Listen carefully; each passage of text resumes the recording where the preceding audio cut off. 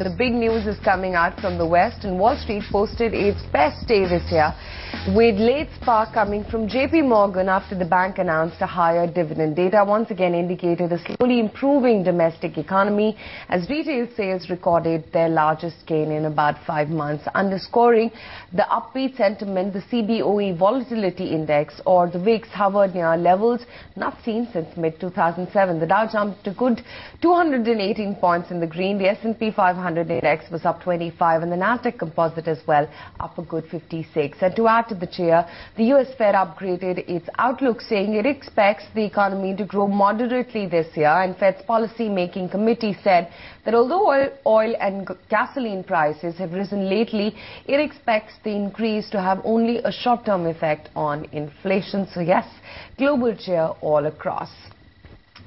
Well, not just that, Ben Bernanke, chairman of the US Fed, said, and I quote here, strains in global financial markets have eased, though they continue to pose significant downside risks to the economic outlook. The recent increase in oil and gasoline prices will push up inflation temporarily, but the committee anticipates that subsequently inflation will run at or below the rate that it judges most consistent with its dual mandate.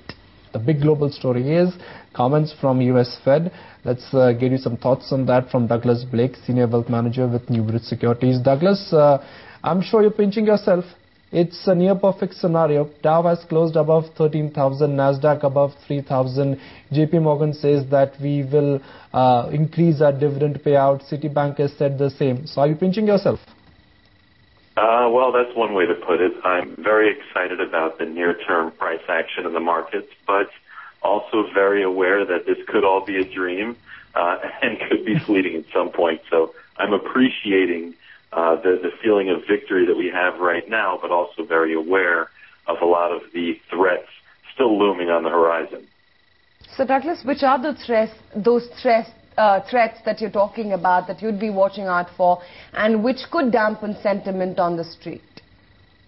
Sure. So we have come a very long way in a very short period of time, and no markets move in a straight line. We've seen a meteoric rise in the U.S. markets in the past 3 months, and a correction of some sort, or a pullback or a breather, would certainly, be expected at some point. That being said, this is the first time we've seen the Dow close over 13,000 and the Nasdaq over 3,000 at the same time ever.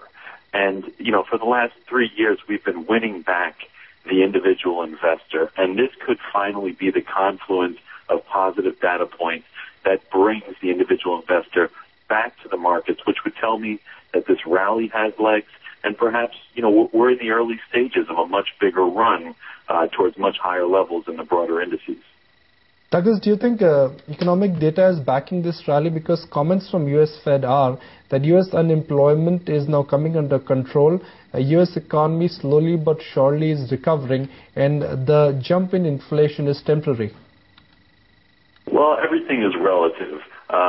We have unemployment at 8.3%, but truth be told, the long-term unemployment rate is much higher.